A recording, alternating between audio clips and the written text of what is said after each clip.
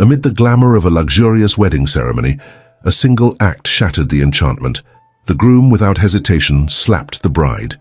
But what he didn't know was that this act would mark the beginning of a twist fate had carefully planned, one that would change everything in unimaginable ways. The Plaza Hotel's grand ballroom glittered like a crystal palace on that fateful June evening, its chandeliers casting diamond-like reflections across the faces of New York's elite. Charlotte Morrison stood before the full-length mirror in her $50,000 Vera Wang wedding dress, her fingers trembling as they traced the delicate lace sleeve. The reflection showed everything she'd dreamed of since childhood: the perfect bride, the perfect venue, the perfect life waiting to unfold. Yet her emerald eyes, usually bright with determination, held a shadow that even the most expensive makeup artist couldn't conceal. "Miss Charlotte, your mother's Cartier necklace looks absolutely stunning," her personal stylist Maria gushed, adjusting the $175,000 piece that graced her neck. "The whole Upper East Side will be talking about this wedding for years." Charlotte's penthouse suite at the Pierre Hotel, where she'd spent the morning preparing, offered a commanding view of Central Park's lush expanse. The room itself was a testament to excess. Champagne flowing from crystal flutes, exotic flowers worth thousands adorning every surface, and a team of professionals fussing over every detail of her appearance. "Harper should be here by now," Charlotte murmured, checking her Patek Philippe watch. A small engagement gift from Donald worth more than most people's annual salary. As if summoned by thought alone, Harper Matthews burst through the door, her Louboutin heels clicking against the marble floor. "I'm so sorry, Char. Traffic on 5th was insane, even with the Bentley's driver taking shortcuts." Harper's face, though apologetic, carried an underlying tension that Charlotte chose to ignore. "But I'm here now. And you look like $1,000,000. Charlotte attempted a laugh that didn't quite reach her eyes. "Try 50 million, Harper corrected, but her smile faltered as she approached her best friend. In a lower voice, she added, "Are you sure about this, Charlotte? After what happened at the rehearsal dinner?" Charlotte's hand instinctively moved to cover her wrist, where a Bulgari bracelet concealed a fading bruise. "Donald was just stressed about the merger. You know how much pressure he's under with the Thompson deal." 3 years ago, Charlotte had been a promising interior designer, transforming Manhattan's most exclusive properties with her innovative vision. Then she met Donald Pierce III at a charity gala at the Metropolitan Museum of Art. He was everything the Upper East Side valued: Harvard Business School graduate, heir to Pierce Industries' billions, and possessor of a smile that could charm board members and socialites alike. Their whirlwind romance had been the talk of their social circle, chronicled in page 6, and celebrated at every exclusive venue from the Rainbow Room to Per Se. What the society columns didn't capture were the subtle changes: how Charlotte's design firm was quietly closed to focus on their future together, how her vibrant friend circle shrank to those Donald approved of, how her phone was regularly checked for security purposes by Pierce Industries' IT team. "Mrs. Pierce wanted me to remind you about the prenup signing," Maria interrupted, holding out a Mont Blanc pen. "The lawyers are waiting in the adjacent suite." Harper's face darkened. "The prenup? Now? An hour before the ceremony?" "Donald's mother insisted on some last-minute adjustments," Charlotte explained, her voice carefully neutral. "Just standard provisions about company protection." The prenuptial agreement, delivered by Eleanor Pierce's personal legal team, was anything but standard. Its 100 pages of clauses and conditions read more like a prison sentence than a marriage contract. But with 300 guests already seated, including the governor, 2 senators, and the cream of Manhattan society, Charlotte felt the weight of expectations crushing any thoughts of resistance. A sharp knock preceded Eleanor Pierce's entrance. Donald's mother, immaculate in Chanel and dripping with Harry Winston diamonds, surveyed the room with the same critical eye she used in Pierce Industries' boardroom. "Charlotte, darling, you look appropriate," Eleanor managed, her lipsticked smile not reaching her ice-blue eyes. "Though I still think the Dior would have been more suitable. Now, about those papers." "Mother Pierce." Harper stepped forward, her voice steady despite Eleanor's intimidating presence. "Surely this could wait until after the ceremony." Eleanor's gaze could have frozen the Hudson River. "Ms. Matthews, while we appreciate your friendship with Charlotte, family matters are precisely that. Family matters."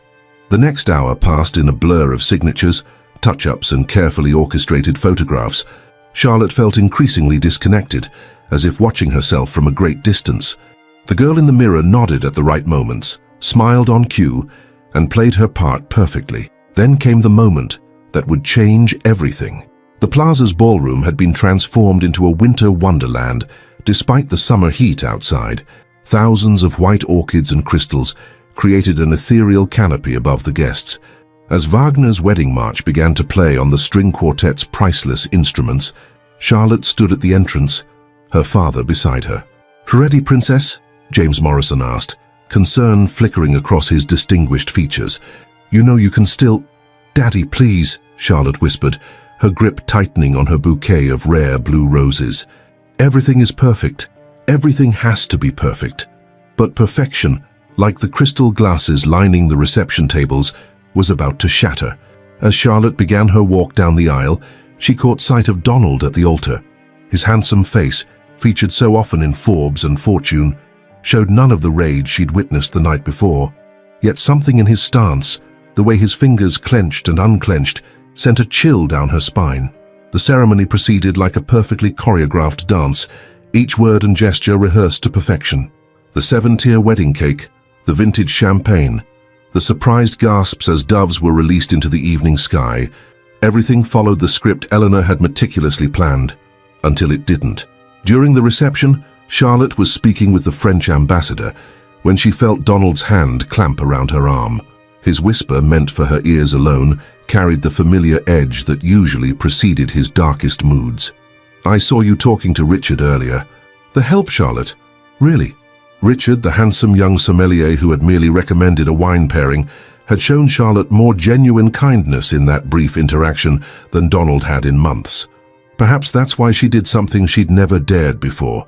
She pulled her arm away. The sound of the slap echoed through the ballroom like a gunshot, silencing the orchestra and freezing the dancers mid-step. Charlotte's cheek burned, but it was the public humiliation, the collective gasp of 300 of New York's most influential people, that truly stung. In that crystalline moment of silence, as champagne bubbles rose in abandoned glasses and the orchestra's sheet music fluttered to the floor, Charlotte saw her reflection fractured across every shocked face in the crowd. And in each fragment, she finally recognized the truth she'd been avoiding. This wasn't the beginning of her fairy tale. It was the end of her silence. The aftermath of the wedding reception unfolded like a carefully orchestrated symphony of damage control. Eleanor Pierce's network of connections sprang into action with practiced precision. By morning, Page 6 had transformed the incident into a charming anecdote about passionate newlyweds, while social media posts mysteriously disappeared from guests' accounts. The Pierce family's PR machine worked overtime, spinning tales of champagne-induced misunderstandings and romantic intensity. Charlotte found herself ensconced in Donald's penthouse at 432 Park Avenue, Manhattan's tallest residential tower. The $95 million apartment, a wedding gift from Pierce Industries Board, offered spectacular views of the city through floor-to-ceiling windows. But to Charlotte, they felt more like the bars of an exquisitely appointed cage. "The Ashcrofts have invited us for dinner at Le Bernardin," Donald announced one evening, adjusting his Brioni suit in the mirror. "Eleanor says it's crucial for the Thompson merger." Charlotte looked up from her untouched beluga caviar, her reflection fragmenting across the crystalline dining table. "I'm not feeling well, perhaps." "That wasn't a request, darling." Donald's tone remained pleasant, but his eyes hardened. "Wear the new Oscar de la Renta. Eleanor had it specially curated for you." The dress in question hung like a beautiful threat in their walk-in closet. Every item in Charlotte's wardrobe now bore Eleanor's stamp of approval, each piece selected to project the image of Pierce Industries' perfect daughter-in-law.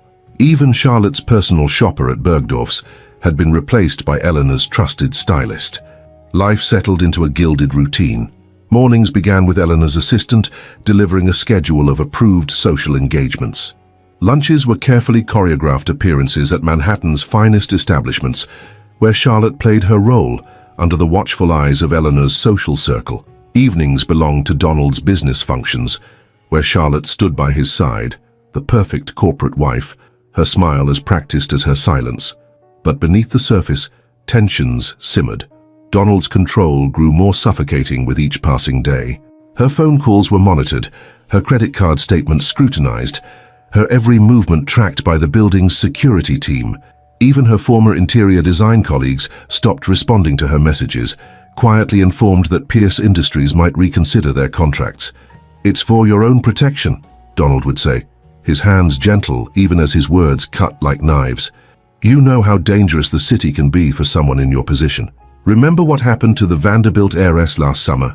The threats were always veiled, wrapped in concern and sealed with designer gifts. After each episode of controlling behavior, a new piece of jewelry would appear. A Van Cleef and Arpels necklace, a rare Patek Philippe watch, a Cartier bracelet. Each gift felt like another link in an increasingly heavy chain. Eleanor's influence proved even more insidious. She orchestrated weekly family dinners at Daniel, where she would dissect Charlotte's every perceived flaw over perfectly plated French cuisine. "Darling, you simply must work on your table presence," Eleanor would say, her voice dripping with manufactured concern. "The way you held your fork at the Morgan Stanley dinner, well, let's just say people noticed, and that simply won't do for a Pierce woman." The only respite came from Harper, who refused to be intimidated by the Pierce family's power plays. Despite Eleanor's attempts to freeze her out of their social circle, Harper maintained her weekly lunch dates with Charlotte at their favorite cafe in the West Village. "You don't have to live like this, Char," Harper urged during one such meeting, her voice low enough to evade the ever-present security detail. "My cousin's a partner at Kellerman and Ross. One call and we could have you out of there with enough evidence to—" "It's not that simple," Charlotte interrupted, her hands shaking as she reached for her Hermes bag. "Donald's lawyers have everything locked down. The prenup, the NDAs, the corporate entanglements, and I'd lose everything." "You're already losing everything that matters," Harper countered, sliding a business card across the table. "Just keep this, please." But it wasn't Harper's lawyer who would ultimately shift the balance. It was Richard, the sommelier from the wedding, whose path unexpectedly crossed Charlotte's again at a charity wine tasting at the Metropolitan Museum of Art. "Mrs. Pierce," he greeted her formally, but his eyes held the same genuine warmth she remembered. "The 1982 Lafite Rothschild might interest you. It's known for its complexity and hidden depths." Through seemingly chance encounters at various elite social functions, Richard became a subtle but persistent reminder of a world beyond the Pierce family's influence. His knowledge of wine opened doors to conversations that even Eleanor's surveillance couldn't fully monitor. Each interaction, though brief, felt like coming up for air after being underwater. "The Chateau Margaux you recommended was extraordinary," Charlotte told him at another event, aware of Donald's eyes on her from across the room. "I never knew wine could tell such stories." "Every vintage has its own journey," Richard replied carefully, his meaning clear in his steady gaze. "Some need time to break free from their constraints before reaching their true potential." But their growing connection didn't go unnoticed. Eleanor's network of social spies reported every interaction, leading to increasingly volatile confrontations with Donald. "Do you think I'm blind?" Donald snarled one night, hurling a baccarat crystal glass against the wall. "Do you think I don't see how you look at him? How you embarrass me in front of everyone who matters?" The next day, Richard was fired from his position at the wine merchant that supplied all of Upper East Side's elite establishments. His reputation was systematically dismantled through whispered rumors and strategic calls. Yet somehow, he managed to secure a position at a small but prestigious wine bar in Brooklyn, just beyond the reach of Pierce Industries' influence. Charlotte's world continued to shrink. Donald installed new security features in their apartment, cameras in every room, monitoring software on all her devices, a dedicated team of security personnel who reported her every move. Her weekly lunches with Harper were reduced to supervised visits in public places, always under the watchful eyes of Donald's men. Eleanor's psychological warfare reached new heights.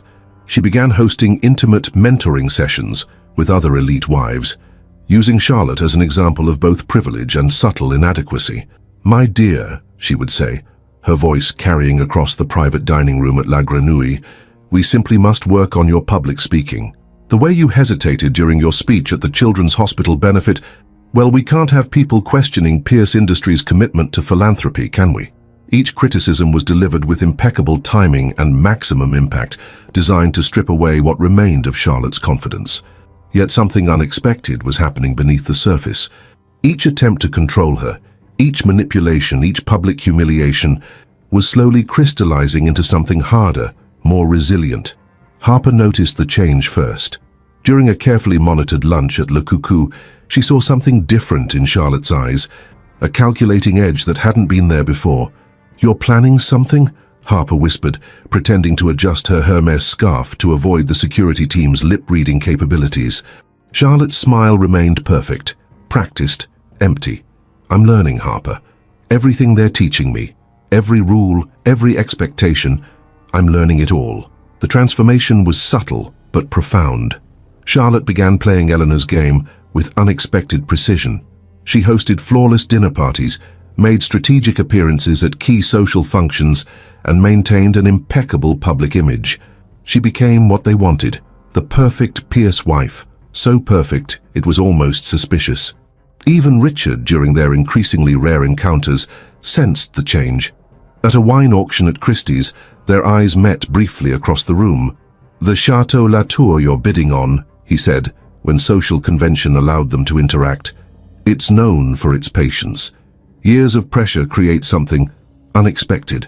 Donald and Eleanor celebrated what they saw as Charlotte's final surrender to their world. The leash loosened slightly. Supervised lunches with Harper became slightly less supervised, social appearances slightly less scripted. Yet they failed to notice how Charlotte catalogued every weakness, every secret, every pressure point in their carefully constructed empire. The breaking point came during the annual Pierce Industries charity gala at the Mandarin Oriental. Charlotte, resplendent in a custom Valentino gown, played her role to perfection. She charmed board members, dazzled investors, and maintained the precise balance of grace and submission that Eleanor had demanded. But as she stood beside Donald during his keynote speech, watching him bask in the adoration of New York's elite, Charlotte felt something shift inside her. The weight of all the diamonds he'd given her, the designer dresses selected to keep her contained, the social connections meant to bind her, it all crystallized into something sharp and dangerous. Later that night, as she stood in their penthouse bathroom staring at her reflection in the gold-rimmed mirror, Charlotte made a decision. The woman looking back at her wasn't just surviving anymore, she was preparing for war. She picked up her phone and sent a single text to Harper. "I'm ready." The pieces were set, the players in position, and the true game was about to begin. Charlotte had learned her lessons well, perhaps too well for those who had taught them. As she slipped into bed beside Donald, her mind was already racing with possibilities, each one more devastating than the last. The next morning, she would wake up and play her role perfectly, as she had been trained to do. But now, every smile concealed a plan, every gracious nod masked a calculation, and every perfectly arranged detail was another step towards something none of them saw coming. In the glittering world of Manhattan's elite, where appearances were everything and power was the only currency that mattered, Charlotte was about to prove that the most dangerous player was the one who had nothing left to lose, except the golden chains that bound her. The truth about Donald Pierce III began unraveling on a crisp autumn morning at the Four Seasons restaurant, where Manhattan's power brokers had gathered for the annual Financial Excellence Awards. Charlotte sat at the primary table, watching her husband accept another accolade for his visionary leadership of Pierce Industries, when her phone vibrated with an encrypted message from an unknown number. "Your husband's first wife didn't die in a sailing accident. Check the Cayman Islands trust accounts from 2019. A friend." Charlotte maintained her composed smile, but her mind raced. Donald had never mentioned being married before, and Eleanor's meticulously curated family history made no reference to a previous marriage, yet something about the message rang true, echoing doubts she'd long suppressed. That evening, during a charity auction at Sotheby's, Richard managed to slip her a thumb drive while discussing a rare vintage of Domaine de la Romane Conti. "Sometimes the truth lies in the sediment," he murmured, before disappearing into the crowd of billionaire collectors. Working late in her private study, ostensibly reviewing plans for the upcoming Pierce Foundation Gala, Charlotte accessed the drive using a secure laptop Harper had provided. What she found shattered her already fragile world. Offshore account statements, private investigator reports and medical records that told a story far darker than she'd imagined. Victoria Ashworth Pierce, Donald's first wife, had indeed existed. A brilliant financial analyst from old money, she had started asking questions about Pierce Industries' accounting practices in early 2019. 3 months later, her yacht was found abandoned off the coast of St. Barthélemy. The official report ruled it an accident, but the private investigators' files suggested a carefully orchestrated cover-up. The same team that handled Victoria's accident is watching you now, Harper revealed during a spa day at the Mandarin Oriental, their conversation masked by the sound of flowing water. My contact at the FBI confirmed it. They're called the cleanup crew, elite fixers for the ultra-wealthy. Charlotte felt the walls closing in, but she also sensed an opportunity. "We need proof," she whispered, her voice barely audible over the ambient music. Something concrete enough to break through their wall of lawyers. The next few weeks became a dangerous dance of appearances and investigation. Charlotte maintained her role as the perfect corporate wife while building a network of unlikely allies. A junior accountant at Pierce Industries, overlooked due to his modest background, provided access to internal audits. A disgraced former board member, nursing a grudge against Eleanor, offered insights into the company's darker dealings. But it was Richard who proved most valuable. His position in the wine world gave him access to private conversations among Manhattan's elite, where tongues loosened by expensive vintages revealed secrets meant to stay buried. "Donald's not just covering up financial fraud," Richard informed her during a wine tasting at the St. Regis. "The Thompson merger you mentioned, it's a front for something bigger. They're using it to hide massive losses from failed ventures in emerging markets." Charlotte's investigation led her to Rebecca Chen, a former Pierce Industries executive who'd been quietly forced out years ago. Meeting in a private suite at the Peninsula Hotel, Rebecca shared a story that connected several disturbing dots. "Eleanor's more than just a controlling mother-in-law," Rebecca explained, nervously twisting her Bulgari bracelet. "She's the architect of Pierce Industries' shadow operations. Donald's just the face. She's the one who orchestrated Victoria's removal when she got too close to the truth." This revelation forced Charlotte to re-evaluate everything she thought she knew. The endless social events, the constant surveillance, Eleanor's obsession with controlling her image. It wasn't just about maintaining social status. They were keeping her busy, distracted, unable to see the larger picture. But Charlotte wasn't the only one making discoveries. Donald's paranoia grew as whispers of investigation reached him through his own network. His behavior became increasingly erratic, his public mask of charm slipping to reveal the darkness beneath. During a private dinner at Per Se, he grabbed Charlotte's wrist with bruising force. "If you think Victoria was clever, you should know she wasn't the first person who tried to expose us. This family has survived for generations by dealing with threats, permanently." The threat was clear, but it came with an unexpected revelation. Charlotte realized that Donald's marriage to Victoria hadn't been his first. There were others, their disappearances disguised as accidents or convenient relocations. Their fortunes absorbed into the Pierce empire. Eleanor, ever the strategist, sensed the shifting dynamics. She increased her psychological warfare, but now Charlotte saw through her tactics. Each coincidental run-in with Donald's ex-girlfriends, each subtle reminder of her replaceability, only served to strengthen Charlotte's resolve. The turning point came during the annual Pierce Industries board retreat at the Ritz-Carlton in the Cayman Islands.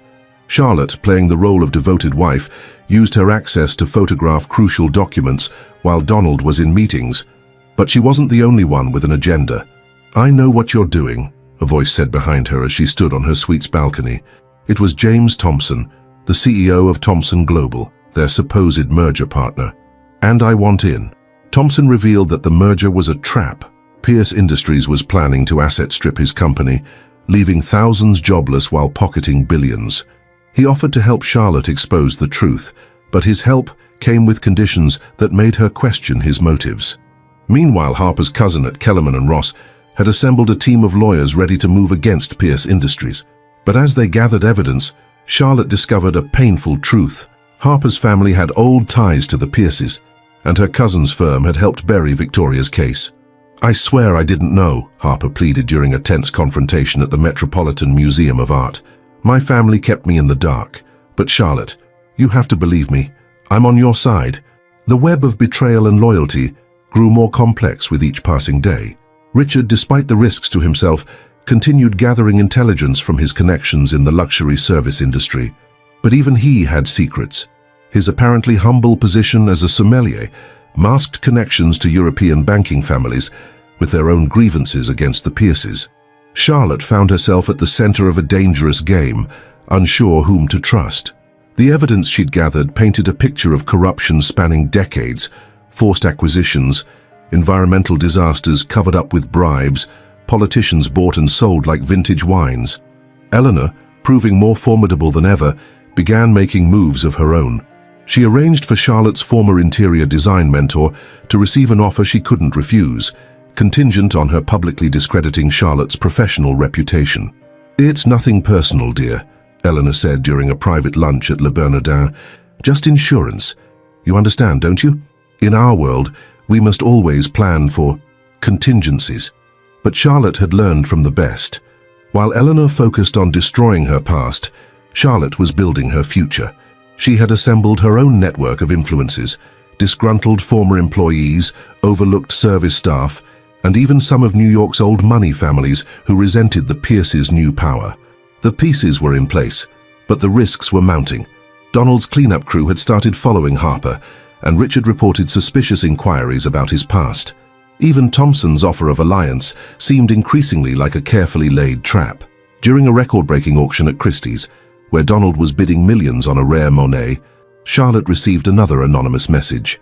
Victoria left a failsafe, downtown storage unit 2317, code 051219. Hurry.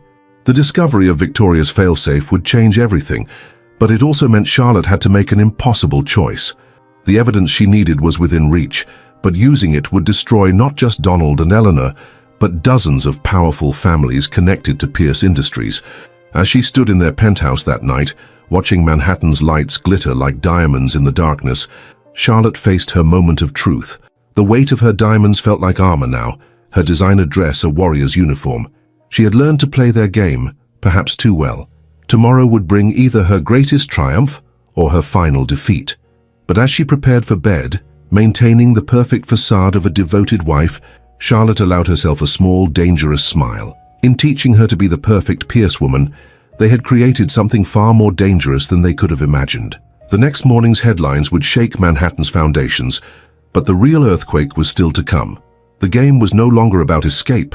It was about justice, revenge, and the price of truth in a world built on beautiful lies. Charlotte's investigation led her deeper into the Pierce family's history of manipulation and control. During a private exhibition at the Guggenheim, she encountered an elderly art curator who had worked with the family for decades. Between discussions of priceless paintings and upcoming auctions, the curator revealed a pattern that sent chills down Charlotte's spine. "Every generation has its Eleanor," the curator whispered, pretending to admire a Kandinsky. "A woman who maintains the family's power through whatever means necessary. Your mother-in-law." She learned from the best. Her own mother-in-law orchestrated similar accidents in the 1980s. The revelation added another layer to Charlotte's understanding. The Pierce dynasty wasn't just about wealth and power. It was about control passed down through generations, each era bringing new methods of maintaining their iron grip on New York's elite society. That evening, during a private concert at Carnegie Hall, Charlotte noticed something unusual. Eleanor's normally impeccable composure slipped when she spotted an unexpected guest, an elegant woman in her 70s who commanded attention despite her minimal jewelry and understated Chanel suit. "Margaret Blackwood," Richard murmured, appearing beside Charlotte with a glass of champagne. The only person who ever successfully challenged the Pierce family and lived to tell about it, though she lost everything in the process. Charlotte managed to arrange a clandestine meeting with Margaret at the Neue Galeries Café. Over Viennese coffee and pastries worth their weight in gold, Margaret shared her story, a tale of resistance, sacrifice, and survival that paralleled Charlotte's own situation with haunting similarity. "They'll try to isolate you completely soon," Margaret warned, her aged hands trembling slightly as she reached for her cup. When Eleanor started losing control of her first daughter-in-law, she arranged for her to be committed to a private psychiatric facility in Switzerland. The poor girl never returned. The weight of these revelations pressed heavily on Charlotte as she attended the opening of a new luxury hotel tower that evening. Donald was there, charming investors with practiced ease while keeping her within arm's reach. His possessive gestures, once masked as affection, now felt like warnings. But Charlotte wasn't without resources of her own. Through careful observation and strategic planning, she had identified potential allies among the hotel staff, people who had witnessed the Pierce family's darker moments and kept their silence out of fear rather than loyalty. The hotel's head of security, a former military intelligence officer named Marcus Kane, proved particularly valuable. He had maintained detailed records of every incident he'd been asked to handle for the Pierce family over the years. "I've got documentation of at least 3 cover-ups," Marcus revealed during a brief conversation in the hotel's security office, including footage from the night Victoria disappeared. "I kept it as insurance, but maybe it's time it served a greater purpose." Charlotte's network of allies continued to grow, but so did the danger. Eleanor's surveillance became more obvious, almost threatening in its visibility. New security personnel appeared in the building, their presence a constant reminder of the family's reach. During a charity gala at the American Museum of Natural History, Charlotte overheard a conversation between Donald and one of his trusted advisors that confirmed her worst fears. They were discussing contingency plans, ways to handle her if she became problematic like Victoria. "The facility in Switzerland is still an option," the advisor suggested, his words nearly lost in the ambient noise of the gala. "Or there's always the sailing accident scenario. It worked before." The conversation sent Charlotte into action. She began making preparations of her own, converting some of her jewelry into untraceable cryptocurrency accounts, establishing connections with journalists known for their integrity, and securing multiple escape routes. Harper, despite the complicated revelation about her family's connections, proved invaluable in this phase. She helped Charlotte set up a secure communication network using burner phones and encrypted messaging apps. More importantly, she introduced Charlotte to a group of domestic violence survivors who had rebuilt their lives after escaping wealthy, powerful abusers. The final piece of Victoria's puzzle waited in that downtown storage unit. When Charlotte finally managed to access it, she found something unexpected, not just evidence of financial crimes, but proof of a systematic conspiracy involving some of New York's most prominent families. Victoria had uncovered a network of shell companies and offshore accounts that went far beyond Pierce Industries. The documents revealed how Manhattan's elite had been protecting each other's secrets for generations, creating an intricate web of mutual blackmail and support. The implications were staggering. Using this information wouldn't just expose Donald and Eleanor, it would shake the foundations of New York society itself. Charlotte realized she held in her hands the power to destroy not just her abusers, but an entire system of privilege and corruption. As she returned to the penthouse that night, Charlotte knew she had crossed a point of no return. The evidence she had gathered was too explosive to be ignored, too comprehensive to be buried. The question was no longer whether to use it, but how to survive its revelation. In the morning, she would wake up next to Donald, kiss him goodbye as he left for the office, and maintain every appearance of the perfect Pierce wife. But beneath that polished exterior, plans were in motion that would change everything. The game had evolved beyond personal survival or revenge. Charlotte now stood at the crossroads of a much larger battle, one that would either reshape Manhattan's power structure or destroy her in the attempt. The stakes had never been higher, and the next move would determine not just her fate, but the future of an entire social order built on gilded lies and beautiful deception. The transformation of Charlotte Pierce began in the private exhibition space of a Chelsea art gallery, where she stood before an abstract painting worth millions, seeing herself reflected in its fractured surfaces. The piece, a recent acquisition by Pierce Industries' corporate collection, depicted a butterfly emerging from a gilded cage, an irony not lost on her as she planned her own emergence. "Your eye for design hasn't diminished," noted Regina Winters, a legendary gallerist who had once championed Charlotte's interior design work, "though I suspect you see things differently now." This chance encounter, carefully orchestrated through Richard's connections, marked the beginning of Charlotte's professional resurrection. Regina, it turned out, had her own scores to settle with the Pierce family, who had systematically undervalued and acquired her artist's works through manipulative practices. "Darling, talent doesn't fade just because they try to bury it," Regina declared over lunch at her private club in Tribeca. "The question is, are you ready to reclaim your voice?" Under the guise of curating Pierce Industries' corporate art collection, Charlotte began rebuilding her professional network.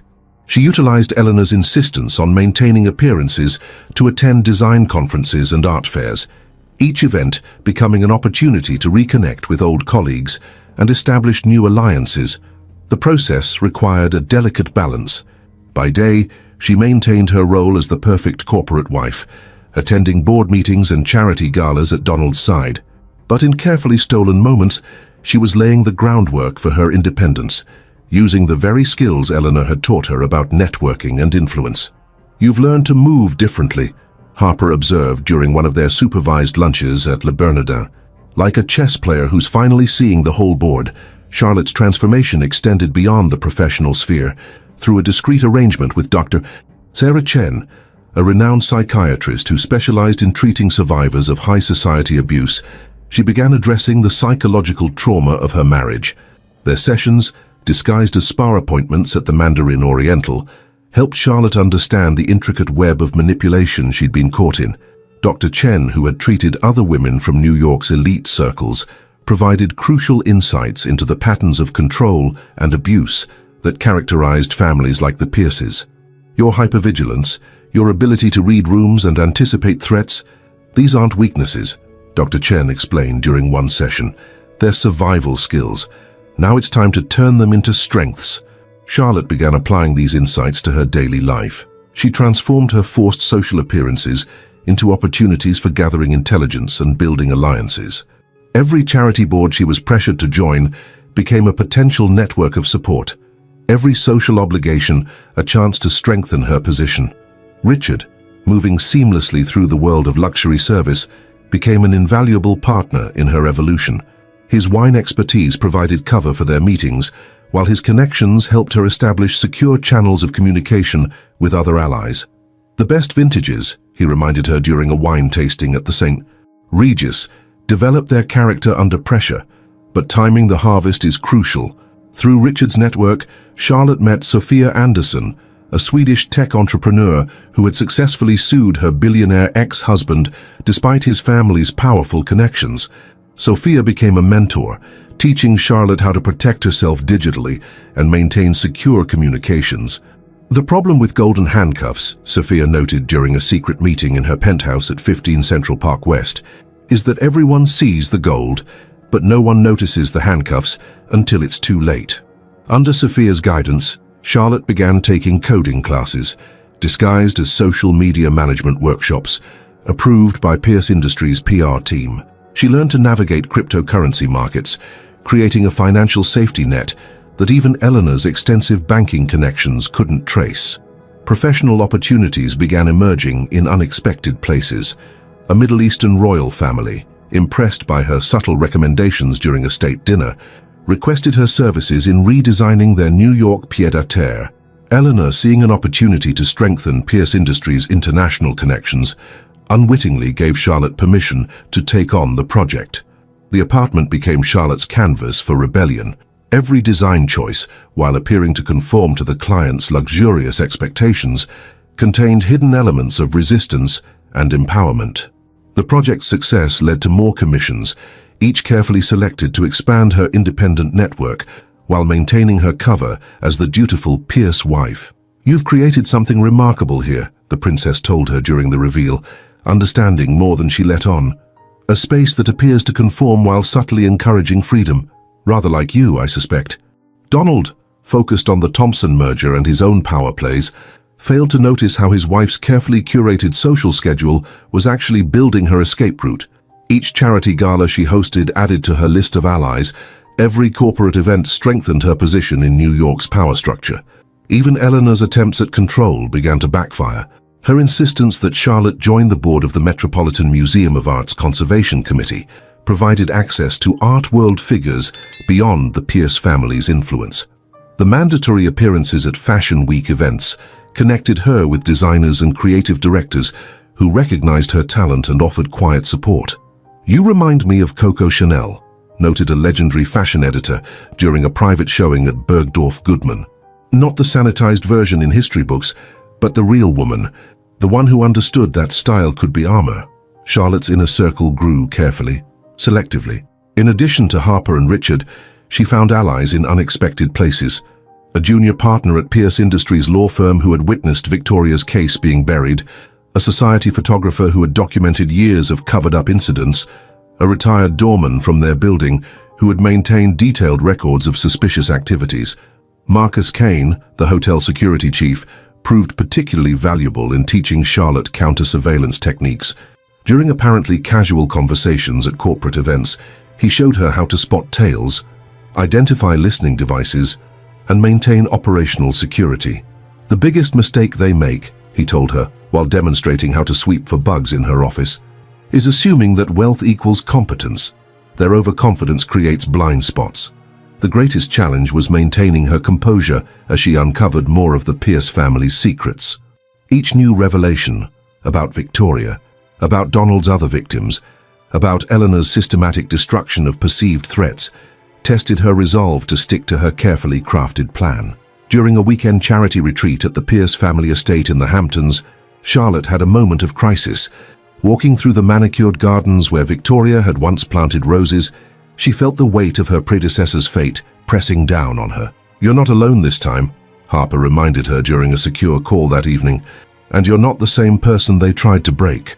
The support of other survivors proved crucial to Charlotte's resilience. Through carefully arranged meetings at art galleries and charity events, she connected with women who had escaped similar situations in New York's elite circles. Each story of survival strengthened her resolve and refined her strategy. One such survivor, a former socialite who had rebuilt her life after escaping an abusive banking dynasty, taught Charlotte the importance of maintaining multiple identities within her role. "Let them think they've won," she advised during a seemingly casual lunch at Jean-Georges. The perfect wife, the gracious hostess, the philanthropic face of the family. Play these roles so well they never suspect you've outgrown them. Charlotte's evolution became a masterclass in strategic patience. She learned to use the Pierce family's own weapons against them. Their obsession with appearance, their reliance on social networks, their assumption that wealth could buy silence and compliance. Even her sessions with Dr. Chen evolved, moving beyond therapy to strategy. The doctor who had helped other women navigate similar escapes from powerful families provided crucial insights into the psychology of her opponents. Eleanor's control comes from her own fears, Dr. Chen observed. Understanding her vulnerabilities is as important as protecting yourself from her attacks. As autumn turned to winter, Charlotte's preparation began showing results. Her independent design work, though carefully masked as extensions of Pierce Industries' influence, was gaining recognition in its own right. Her network of allies had grown into a sophisticated support system, each member carefully vetted and compartmentalized. Most importantly, she had learned to turn her trauma into strength. The hypervigilance that had once been a symptom of abuse became a finely tuned radar for detecting threats and opportunities. Her ability to read rooms and manipulate social situations, honed under Eleanor's cruel tutelage, became tools for building her escape route. During the annual Pierce Industries Winter Gala at the Plaza, Charlotte caught her reflection in a mirror and barely recognized herself. The woman who looked back wasn't just surviving anymore, she was preparing to thrive. Her Dior gown felt less like a costume and more like battle armor, her diamonds no longer chains but weapons in her arsenal. "You've changed," Donald commented that evening, his tone carrying a note of suspicion. "There's something different about you lately." Charlotte gave him the smile she had perfected, empty and bright as the chandeliers above them. "Just growing into my role as a Pierce woman, darling. Isn't that what you and Eleanor always wanted?" But beneath that practiced smile, Charlotte was ready for the next phase of her plan. The evidence was gathered, the allies were in position, and her strength had been tested and proven. The butterfly was ready to break free from its gilded cage, and the shockwaves would reshape Manhattan's social landscape forever. As she moved through the gala, accepting compliments and playing her part to perfection, Charlotte knew that everything was about to change. The skills she had gained, the strength she had found, and the network she had built were about to be tested in ways that would determine not just her future, but the future of everyone caught in the Pierce family's web of influence. The following week brought unexpected opportunities for Charlotte to test her newfound strengths. A crisis at one of Pierce Industries' luxury hotel properties required her to step in and manage a complete redesign of the presidential suite. The project, worth millions, would typically have been outsourced to a prestigious firm, but Charlotte convinced Donald and Eleanor that handling it internally would demonstrate the family's personal commitment to excellence. "Trust me to represent our family's standards," she told Eleanor over tea at the Mark Hotel. "After all, you've taught me everything about maintaining the Pierce image." Eleanor, pleased by what she perceived as Charlotte's submission to her influence, agreed. It was exactly the opening Charlotte needed. The hotel project became a showcase for her strategic thinking. She assembled a team of contractors and artisans who, unknown to the Pierces, had all been victims of the family's business practices in the past. Each one brought not just their skills, but their own motivation for seeing Charlotte succeed in her larger plan. "The marble for the bathroom? We're sourcing it from the Castellano quarry in Italy," she informed Donald during a project review. What she didn't mention was that the Castellano family had once owned 3 luxury hotels in Manhattan before Pierce Industries orchestrated their financial ruin. Through the project, Charlotte also connected with Diane Zhang, a rising star in New York's real estate development scene. Diane, who had survived her own escape from an abusive business partnership, recognized the signs in Charlotte immediately. "The trick isn't just getting out," Diane advised during a private meeting in her office at Hudson Yards. "It's making sure you have somewhere to land. Let's talk about your future in design, your real future, not the one they've planned for you." Together, they began laying the groundwork for Charlotte's independent design firm, disguising their meetings as consultations for the hotel project. Diane introduced Charlotte to key players in the industry who operated outside the Pierce sphere of influence, each connection carefully vetted and secured. The hotel project also allowed Charlotte to demonstrate her business acumen. She brought the redesign in under budget, while exceeding expectations, earning praise from Pierce Industries board members. More importantly, she used the project to establish her own relationships with suppliers, contractors, and industry professionals who would prove vital to her future independence. "You've managed to turn a simple renovation into a masterclass in networking," Harper observed during a site visit. "They think you're building their empire, but you're actually building your escape route." Even Richard found ways to contribute to the project, using his wine expertise to help design a state-of-the-art wine cellar for the hotel's penthouse suite. Their professional interactions provided cover for sharing information and coordinating with their growing network of allies. As the hotel project neared completion, Charlotte faced a crucial test of her new capabilities. During the final week of construction, Eleanor's private investigator discovered one of Charlotte's secure communication channels with Harper. Instead of panicking, Charlotte used the skills she'd learned from Marcus Kane to turn the situation to her advantage. She orchestrated a subtle campaign of misinformation, letting Eleanor's spies discover carefully crafted evidence that led them to believe Harper was working against Charlotte's interests. The deception was so convincing that Eleanor actually warned Charlotte about Harper's betrayal, unwittingly strengthening their cover for continued communication. "Sometimes," Dr. Chen noted during their next session, "the best defense is letting them think they're winning. You've learned to use their own paranoia as a shield." The success of the hotel project marked a turning point in Charlotte's journey.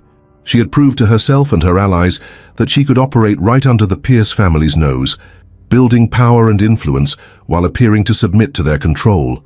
More importantly, she had created a blueprint for her eventual emergence from their shadow. As winter settled over Manhattan, Charlotte's transformation was nearly complete. The frightened bride who had stood in the plaza's ballroom just months ago had evolved into a strategist capable of playing the long game. Her network of allies had grown into a sophisticated operation, each member carefully positioned to support her ultimate goal of freedom and justice. During the hotel's grand reopening gala, Charlotte stood beside Donald as he praised her work to New York's elite. She smiled and accepted the compliments with practiced grace, but her mind was already focused on the next phase of her plan. The evidence from Victoria's storage unit, combined with what she'd gathered through her growing network, was almost ready to be deployed. As she raised her champagne glass for a toast, Charlotte caught Eleanor watching her with an unreadable expression. For a moment their eyes met across the crowded room, and Charlotte wondered if her mother-in-law sensed the change in her. But then Donald's hand tightened possessively on her waist, and she remembered that her greatest protection was their certainty that they had broken her spirit. They would learn too late that they had instead forged her into something far more dangerous, a woman who had mastered their own game and was ready to rewrite the rules. The beginning of the end came during the annual Pierce Foundation Winter Ball at the Metropolitan Museum of Art. The Temple of Dendur glowed with thousands of imported lights, the ancient stone reflecting the diamonds and ambitions of Manhattan's elite. Charlotte stood at Donald's side in a custom Valentino gown, watching Eleanor work the room with practiced precision, knowing that in her Bottega Veneta clutch rested a USB drive that would shatter their carefully constructed world. The evidence from Victoria's storage unit had proved more explosive than anyone anticipated. Not just proof of financial fraud and covered-up crimes, but a detailed documentation of the Pierce family's systematic destruction of anyone who threatened their empire. Victoria, it seemed, had been more thorough than her killers realized. "Everything is in position," Richard murmured as he poured a rare vintage of Chateau Lafite Rothschild. "Sophia's team has confirmed the digital deadman switch is active.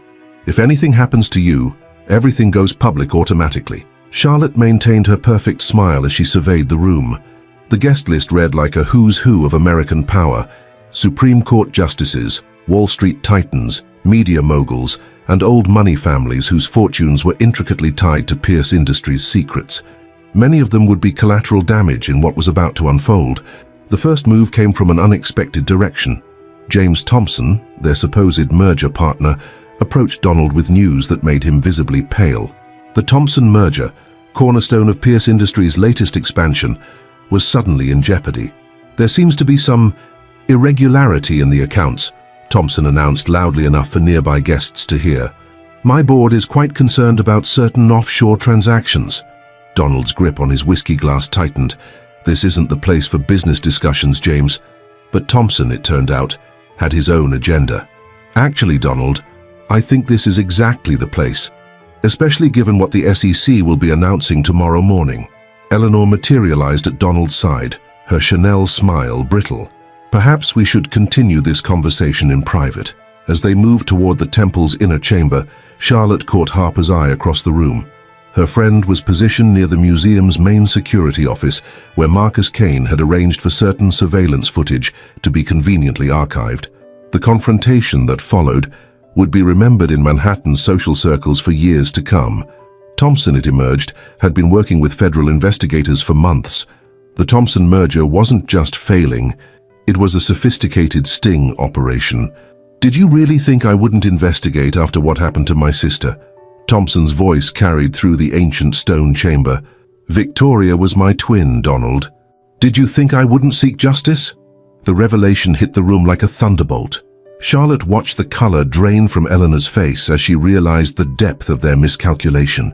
Victoria's brother had spent years working his way into position, gaining the Pierce family's trust, all while building a case against them. But Thompson's revenge was just the beginning. As security personnel with federal badges began appearing at the party's exits, Charlotte implemented the next phase of her plan. "I believe these belong in the public record," she announced, connecting her phone to the ball's audio-visual system. The temple's walls came alive with projected documents, offshore account statements, surveillance photos, confidential reports detailing decades of Pierce family crimes. Donald moved toward her with dangerous intent, but Richard and Marcus Kane stepped forward, their positions carefully planned for this moment. "Don't," Richard warned, his sommelier's charm replaced by cold determination. "The days of silencing people are over." Eleanor, ever the strategist, attempted to take control. "Charlotte, darling, clearly you're unwell. We can discuss this privately. Find you the help you need, like the help you found for Victoria in Switzerland." Charlotte's voice carried through the stunned crowd. "Or perhaps like the sailing accident you arranged when she refused to cooperate." The evidence continued to stream across the temple's walls. Photos of Victoria's last days, security footage from the Cayman Islands showing Donald's involvement, documentation of Eleanor's elaborate cover-up operation. But the true masterstroke came from an unexpected ally. Diane Zhang stepped forward, her tablet displaying live feeds from similar scenes playing out across Manhattan. Pierce Industries' satellite offices were being raided, their secret server facilities secured, their private banking partners surrounded by federal agents. "Did you really think Charlotte was working alone?" Diane asked, her voice carrying notes of satisfaction. "We're all Victoria's legacy. Everyone you've tried to destroy over the years working together waiting for this moment. The fallout was immediate and catastrophic. Board members began receiving frantic calls from their lawyers. Social media exploded with leaked documents and accusations. The carefully constructed facade of Pierce family respectability crumbled in real time. Donald's reaction was predictably violent. He lunged for Charlotte, but years of hypervigilance had prepared her for this moment. She sidestepped his attack, letting him crash into a display case of priceless Egyptian artifacts. The shattering glass became a perfect metaphor for the destruction of his world. "Security cameras caught that, Donald," Charlotte informed him calmly, "just like they caught what happened at our wedding. No more covering up your violence." Eleanor's composed mask finally cracked. "Are you ungrateful little—" she began, but Charlotte cut her off. "Ungrateful? For teaching me how to navigate high society, for showing me how to manipulate people and maintain appearances." Charlotte's laugh was cold and clear. "You taught me too well, Eleanor. Every lesson about power and control, every tutorial in destroying people's lives, I learned it all perfectly." The arrival of federal agents transformed the charity ball into a crime scene. As handcuffs replaced diamond bracelets and Miranda rights were read to Manhattan's elite, Charlotte felt a strange sense of unreality. The carefully orchestrated plan had succeeded beyond their expectations, yet the human cost was staggering. Families who had reigned over New York society for generations were watching their empires crumble. Children were seeing their parents led away in handcuffs. Fortunes built on decades of corruption and cruelty were evaporating in real time. "You've destroyed everything," Donald snarled as agents led him toward the exit. "Our family, our legacy, our entire world." "No, Donald," Charlotte corrected him. "You destroyed it yourself. I'm just making sure everyone knows the truth." But the night's revelations weren't over. As federal agents combed through Eleanor's phone, they discovered something that shocked even Charlotte. Eleanor had been planning to sacrifice Donald to save the family empire, arranging for him to take the fall for their crimes, while she maintained control through a network of proxy boards and shell companies. "My own son was becoming a liability," Eleanor explained with chilling calm as agents secured her Cartier bracelets with handcuffs. "Sentiment is a luxury we can't afford in our position." The betrayal seemed to break something in Donald. He began shouting accusations, revealing family secrets that even Charlotte's investigation hadn't uncovered. The depth of the Pierce family's corruption shocked even the hardened federal agents. Throughout the chaos, Charlotte maintained her composure, the perfect poise Eleanor had demanded now serving as armor. She watched as the Pierce empire crumbled, each revelation adding to the destruction of the family that had tried to own her. Harper appeared at her side, squeezing her hand in silent support. "Victoria would be proud," she whispered. But the night's most surprising twist came from an unexpected source. As Eleanor was being led away, she locked eyes with Charlotte one final time. "You think you've won?" she asked, her voice carrying that familiar note of superiority. "You think exposing our crimes will bring justice? Look around, dear. Look at all these powerful people being arrested. Their children, their families, their employees, thousands of lives ruined. Was your revenge worth destroying so many innocent people?" The question hit Charlotte harder than any of Donald's physical abuse. She looked around the Temple of Dender, at the shell-shocked faces of people whose worlds had just imploded. Children of privilege suddenly facing uncertain futures, employees wondering if they'd have jobs tomorrow, charities dependent on Pierce family donations now at risk. "That's the price of justice," Richard said quietly, appearing beside her. "The truth hurts more people than the lies sometimes." As dawn broke over Manhattan, the full scope of the night's events began to emerge. Pierce Industries' stock was in freefall, trading halted on exchanges worldwide. The Thompson merger was revealed as a complex federal operation involving multiple agencies. Dozens of arrests were being made across the city as evidence of widespread corruption came to light. Charlotte stood on the steps of the Met, watching the sunrise paint the city gold. The weight of Victoria's files in her clutch had been replaced by something heavier, the responsibility of what came next. "Was Eleanor right?" she asked Harper, as they watched another wave of federal agents enter the museum. "Did we cause more harm than good?" "You gave people the truth," Harper answered. "What they do with it is their choice." The media was already gathering, hungry for details of the scandal that would dominate headlines for months to come. Charlotte knew her role wasn't finished. There would be trials, testimonies, and the complex task of trying to ensure that innocent people caught in the blast radius found some way to rebuild. As she prepared to face the press, Charlotte felt a strange mix of triumph and sorrow. The Pierce family's reign of terror was over, but the cost of victory was higher than she'd imagined. The innocent children of guilty parents, the employees who'd known nothing of the corruption, the charities and institutions that would suffer from the fallout, all of them were part of the price of justice. "Ms. Morrison," reporters called out as she descended the museum steps. "Did you plan this from the beginning? Was your marriage to Donald Pierce part of a longer operation?" Charlotte paused, looking back at the Temple of Dender, where her perfect world had shattered. In its place was something harder, colder, but ultimately more real. "No," she answered finally. "I planned to be the perfect Pierce wife. Instead, I became something they never expected. Someone who refused to be broken." As dawn broke over a changed Manhattan, Charlotte realized that the true test of her strength was just beginning. The easy part was exposing the truth. The harder part would be living with its consequences. The morning brought a new wave of revelations. As federal agents combed through Pierce Industries' headquarters in the gleaming tower on Park Avenue, they discovered a hidden vault in Eleanor's private office. Inside were decades of blackmail material, evidence of crimes and indiscretions that had kept New York's elite under the Pierce family's control for generations. "The scope of this is unprecedented," remarked the lead federal prosecutor during an emergency meeting in a secured suite at the Four Seasons. "We're looking at potentially hundreds of indictments involving some of the most powerful people in the country." Charlotte sat in the meeting, still wearing her Valentino gown from the night before, as the full impact of their actions became clear. The evidence she'd helped uncover didn't just implicate the Pierce family. It revealed a vast network of corruption that touched every level of society. The Brazilian mining operation wasn't just about profit, an FBI analyst explained, displaying documents on a secure screen. It was a sophisticated money laundering operation involving multiple Fortune 500 companies. The environmental disaster there was deliberately orchestrated to cover up the financial trails. The human cost of the Pierce family's crimes became increasingly apparent as more details emerged. The accidents that had befallen their opponents weren't limited to Victoria. There were others, whistleblowers, journalists, even family members who had threatened to expose the truth. Each story added another layer of horror to the family's legacy. Richard, who had remained by Charlotte's side throughout the morning, received urgent news from his European contacts. "The Swiss banking authorities have frozen the emergency accounts," he reported. "Eleanor's contingency plans are falling apart. The entire network of shell companies is collapsing." But it was the personal stories that hit Charlotte the hardest. As news of the arrest spread, people began coming forward with their own experiences of Pierce family corruption.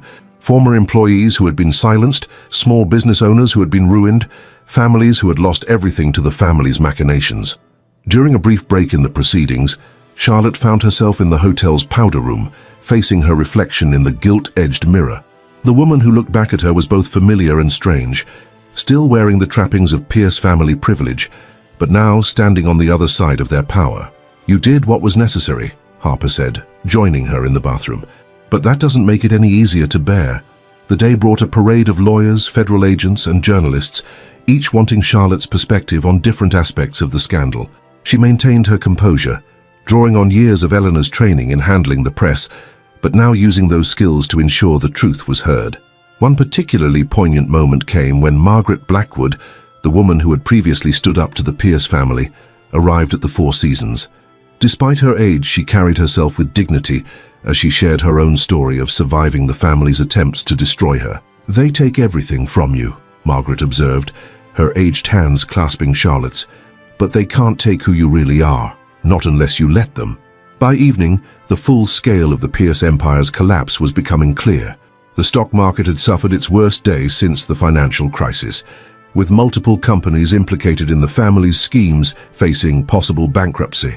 The ripple effects were spreading through the global financial system. Donald, in federal custody, had begun turning on his own family in an attempt to save himself.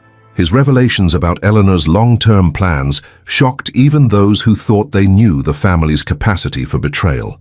"She was going to have me committed," he raged during his initial interrogation. "Her own son.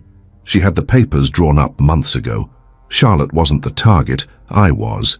Eleanor, meanwhile, maintained her regal bearing, even in detention. When presented with the evidence against her, she merely smiled and requested her lawyer from Wachtell Lipton. Her final words to Charlotte, delivered through her attorney, were both a threat and a prophecy. "You'll understand someday, dear. Power isn't about right or wrong. It's about who survives, and survival always has a price." As night fell over Manhattan again, Charlotte stood at the window of her suite at the Four Seasons, watching lights flicker in the towers that had once symbolized the Pierce family's power. The city felt different now, as if awakening from a collective spell. Richard joined her at the window, his customary wine knowledge now revealed as just one facet of a much deeper character. "The French have a term," he said, "l'heure bleue, the blue hour. It's that moment between day and night when everything changes. That's what this is for New York." The next few days would bring more revelations, more arrests, more unraveling of the complex web of corruption that had sustained Manhattan's elite. But for now, in this moment of transition, Charlotte allowed herself to feel the full weight of what they had accomplished. "Tomorrow will be harder," Harper said, joining them at the window, "when the adrenaline wears off and the real work begins." Charlotte nodded, understanding that exposing the truth was only the first step. The harder task would be helping to build something better from the ruins of the system they had destroyed. As midnight approached, Charlotte received one final piece of news. Victoria's brother, James Thompson, had secured control of Pierce Industries' board. His first act would be to establish a fund for the victims of the family's crimes, with Charlotte named as one of the trustees. "It's not just about justice anymore," he told her over a secure line. "It's about healing, about making sure this never happens again." Charlotte looked out at the city she had helped to change, understanding that her journey was far from over. The fall of the Pierce family was just the beginning. The real challenge would be facing the consequences of truth in a world built on beautiful lies. "We'll need to be stronger than they ever were," she said softly, watching the city lights flicker like stars. "Not to maintain power, but to make sure it never corrupts like this again." The night stretched before her, full of possibilities and challenges she had yet to face. But for the first time since she'd walked down the aisle at the plaza, Charlotte felt truly free. The price of that freedom had been high, higher than she'd ever imagined. But as she stood between her most trusted allies, watching Manhattan's landscape change in real time, she knew it had been worth every cost. 3 months after the fall of Pierce Industries, Manhattan's social landscape had transformed beyond recognition. The grand ballrooms that had once hosted the family's triumphant galas now echoed with whispered conversations about plea deals and asset forfeitures. The winter season, usually a whirlwind of charity events and society weddings, had given way to a parade of legal proceedings and congressional hearings. Charlotte observed these changes from an unexpected vantage point. The penthouse office of the newly established Pierce Victims Compensation Fund, housed in the very tower that had once been the epicenter of the family's power. The $95 million apartment that had been her gilded cage was now being converted into a resource center for survivors of domestic abuse among the upper classes. "The irony isn't lost on me," she remarked to Harper during a late-night strategy session. Using their own weapons to undo their damage. The fund's work had revealed layers of corruption and abuse that even Charlotte hadn't anticipated. Each day brought new revelations as victims stepped forward, their stories painting a picture of systematic exploitation that spanned generations. The Pierce family's influence had reached into every corner of society, from the highest boardrooms to the most modest service positions. Donald's trial had become a media sensation, his public breakdown revealing secrets that shocked even those who thought they knew the family's depths. He had turned completely against Eleanor, his testimony exposing decades of manipulation and abuse within the Pierce dynasty itself. "She made me what I am," he had declared during a particularly dramatic court session. Every act of cruelty, every accident, every destroyed life, it was all part of her grand design. Even Victoria's death was orchestrated to test my loyalty. Eleanor, for her part, maintained her regal bearing even as her empire crumbled. From her detention at a luxury facility in upstate New York, she continued to manipulate and scheme. Her network of influence, though diminished, proved surprisingly resilient. "Never underestimate a wounded snake," Richard warned during a private dinner at his newly opened wine bar in Brooklyn. "Eleanor still has supporters in places we haven't discovered. His warning proved prophetic. As Charlotte worked to rebuild what the Pierce family had destroyed, she encountered resistance from unexpected quarters. Board members who had seemed supportive suddenly became obstruction. Donations were mysteriously delayed. Critical documents vanished from secure servers. Eleanor's contingency plans had contingency plans, explained Marcus Kane, who now headed security for the fund.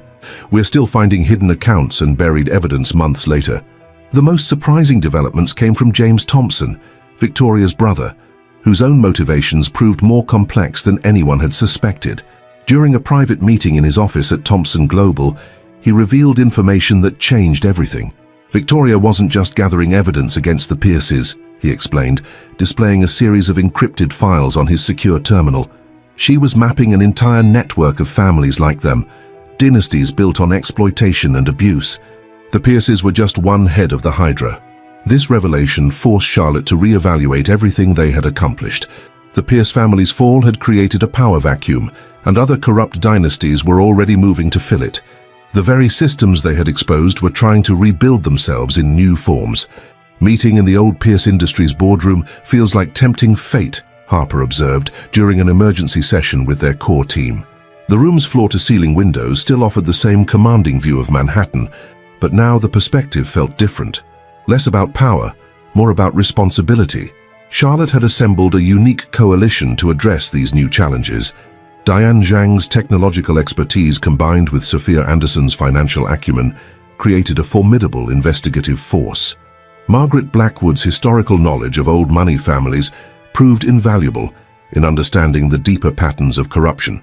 But it was Dr. Sarah Chen who identified the most critical challenge they faced. "We're not just fighting against corruption," she explained during a strategy session. "We're fighting against a mindset that's been cultivated for generations, the belief that power justifies everything." The truth of her words became apparent as they delved deeper into Victoria's research. The evidence pointed to a complex web of relationships between wealthy families, each protecting the other's secrets while maintaining a facade of respectability. The Pierces had been powerful, but they were part of a larger ecosystem of exploitation. "It's like a Russian doll of corruption," Richard noted, his wine expertise now supplemented by deep knowledge of how luxury industries facilitated these networks. Each layer we peel back reveals another, more intricate system of control. Charlotte's personal transformation continued through these challenges. The skills Eleanor had taught her, the ability to navigate social hierarchies, to read people's motivations, to maintain composure under pressure, became tools for dismantling the very systems that had created them. A decisive moment came during the fund's first major public initiative. Charlotte had organized a symposium at the Metropolitan Museum of Art, bringing together survivors, advocates, and reformed members of privileged families. The event was designed to expose the patterns of abuse while offering paths to accountability and healing. Eleanor, even from detention, attempted to sabotage the event. Her remaining allies in the media began a whisper campaign, suggesting that Charlotte was using the fund for personal revenge. Anonymous sources questioned her motivations, her stability, her right to challenge established social structures. The night before the symposium, Charlotte received a package at her new apartment in Tribeca. Inside was a single black rose and a note in Eleanor's distinctive handwriting. "Every revolution eventually becomes what it sought to destroy. You'll understand soon enough." But Charlotte had learned to turn threats into opportunities. At the symposium, she opened her speech by displaying Eleanor's note on the giant screens flanking the Temple of Denda. "This is how they maintain control," she declared to the packed audience. "Through fear, through subtle threats, through the constant reminder that power corrupts. But we're choosing a different path. We're choosing to use our privilege and position to create change, not perpetuate abuse." The symposium became a turning point. More victims came forward, more whistleblowers emerged from other wealthy families, more evidence surfaced of systematic corruption. The movement Charlotte had started was growing beyond her control, becoming something larger and more powerful than she had imagined. But with this success came new dangers. Other families implicated in Victoria's research began taking action to protect themselves. Attempts were made to hack the fund's servers. Charlotte's security team intercepted several serious threats. The price of challenging entrenched power became increasingly clear. "They're afraid," Harper observed during a late-night security briefing. Not just of exposure, but of the example we're setting. We're proving that their power isn't absolute. The final twist in the story came from an unexpected source. Among Eleanor's seized papers, they discovered evidence that Charlotte's own family had once been part of the network she was fighting against. Generations ago, the Morrisons had chosen to step away from the corrupt alliances, accepting a loss of power and influence in exchange for their integrity. Your grandmother didn't just retire to Connecticut, James Thompson revealed, sharing documents from Victoria's files. She walked away from everything to protect your father from becoming what Donald became. She chose freedom over power. This revelation hit Charlotte hard. Her entire journey, from naive bride to survivor to revolutionary, had been shaped by choices made long before she was born. The strength she had discovered in herself was part of a legacy she hadn't known she carried. As the first year after the Pierce family's fall drew to a close, Charlotte found herself back at the Plaza Hotel. The grand ballroom where her wedding had descended into violence was now hosting a fundraiser for domestic violence survivors from privileged backgrounds. The same crystal chandeliers that had witnessed her humiliation now illuminated stories of survival and transformation. "We've come full circle," Richard said, serving a carefully chosen vintage to mark the occasion. "But this time, we're writing a different ending." The fund's work had expanded beyond just compensating the Pierce family's victims. It had become a movement for transparency and accountability among the wealthy elite. Other families, seeing the changes in society, began voluntarily addressing their own histories of abuse and corruption. Charlotte's network had evolved as well. Harper had established a legal advocacy group specifically focused on helping wealthy abuse survivors navigate their unique challenges. Richard's wine bar had become a safe space for people to share their stories away from the public eye. Diane Zhang was developing technology to protect whistleblowers within privileged families. But Eleanor's warning about revolution continued to haunt Charlotte. Each success brought new challenges, each victory revealed more battles to be fought. The systems of power they were challenging had deep roots and long memories. "The real test isn't winning," Dr. Chen reminded her during their final therapy session. "It's maintaining your humanity while fighting inhumane systems. It's remembering why you started this journey." As Charlotte stood at the plaza's ballroom window, watching snow fall on Fifth Avenue, she reflected on everything that had changed. The naive bride who had once stood in this room, accepting abuse in exchange for privilege, was gone. In her place stood someone stronger, someone who understood that true power came from breaking cycles of abuse, not perpetuating them.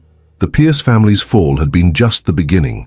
The real work, the hard, complex work of creating lasting change, was still ongoing. But as Charlotte watched the next generation of survivors share their stories in the ballroom that had once symbolized her captivity, she knew that every sacrifice had been worth it. The price of freedom, she had learned, wasn't just about escaping one's own golden cage. It was about ensuring that such cages could never be built again. 5 years after the fall of Pierce Industries, Charlotte stood in her office at the Morrison Foundation for Social Justice, watching the sunset paint Manhattan's skyline in shades of gold. The view from the former Pierce Industries tower still commanded attention, but now it served a different purpose, a beacon of hope rather than a symbol of power. The changes in the city's social landscape had been profound. Donald was serving a 20-year sentence, his testimony against other corrupt families continuing to send shockwaves through high society. Eleanor, despite her best efforts, had failed to maintain her influence from prison. Her recent appeal had been denied, ensuring she would spend the rest of her life in federal custody. "The latest numbers are in," Harper announced, entering the office with a tablet displaying their quarterly report. Her legal advocacy group now occupied an entire floor of the building, providing support to survivors from wealthy families across the globe. "We've helped over 3,000 people break free from abusive situations in privileged households." Richard's Wine Bar in Brooklyn had evolved into a network of safe houses disguised as luxury establishments, providing refuge for those escaping situations similar to Charlotte's. His expertise in luxury services had proven invaluable in creating spaces where wealthy abuse survivors could feel comfortable while rebuilding their lives. "Victoria would be proud," James Thompson remarked during their monthly board meeting. His sister's legacy had grown far beyond exposing one family's crimes. The evidence she gathered had sparked a global movement examining abuse and corruption among the world's elite. The Morrison Foundation had become a model for transforming corrupt family enterprises into forces for positive change. Other wealthy families, seeing the shifting social tide, had begun voluntarily addressing their histories of abuse and exploitation. The culture of silence that had protected abusers in high society was slowly crumbling. But perhaps the most significant change was in Charlotte herself. The skills Eleanor had taught her about wielding power and influence now served a greater purpose. She had learned to maintain her humanity while fighting inhumane systems, to use privilege as a tool for change rather than control. During a rare quiet moment, Charlotte visited the converted penthouse that had once been her prison. The space now housed a healing center for trauma survivors, its luxurious appointments repurposed to provide comfort rather than intimidation. In the former master bedroom where she had spent so many fearful nights, a group therapy session was in progress.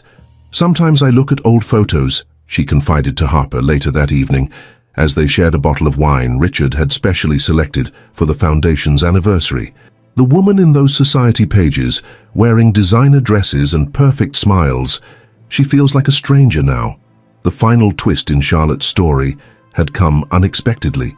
Her grandmother, the one who had chosen to step away from corrupt alliances generations ago, had left a sealed letter to be opened 5 years after the Pierce family's fall. Its contents revealed a network of other families who had made similar choices, choosing integrity over power. This shadow network, as they called themselves, had been quietly working for generations to protect others from the fate Charlotte had narrowly escaped. With the Morrison Foundation's success, they had finally felt safe enough to come forward, adding their resources and influence to the cause. "Your grandmother wrote that true power isn't in what you can take from others," Charlotte read from the letter, her voice thick with emotion, "but in what you can help them reclaim for themselves." As Charlotte prepared for another evening event at the plaza, this time a celebration of survivors who had rebuilt their lives, she caught her reflection in the office window. The woman who looked back at her wasn't wearing any of the diamonds that had once marked her as Pierce property. Instead, she wore a simple pendant that had belonged to Victoria, found among the evidence in that downtown storage unit. The city stretched out below her, its lights beginning to twinkle in the gathering dusk. Somewhere in those streets, other stories like hers were playing out, other people gathering the courage to break free, to speak truth to power, to transform pain into purpose. "Ready?" Harper asked, appearing at her office door. Charlotte smiled, gathering her things. The work wasn't finished, might never be finished, but they had created something Eleanor had never imagined possible, a way to use privilege and power to dismantle the very systems that abused them. "You know what Eleanor told me during her last appeal?" Charlotte said as they rode the elevator down. "She said I had become exactly what she trained me to be, someone who knew how to wield power. She thought it was an insult, but she was right. I just chose to wield it differently." As they stepped out into the Manhattan evening, Charlotte felt the weight of all that had changed, and all that remained to be done. The price of freedom had been high, but its rewards were beyond measure. In breaking free from her golden cage, she had helped others find their wings.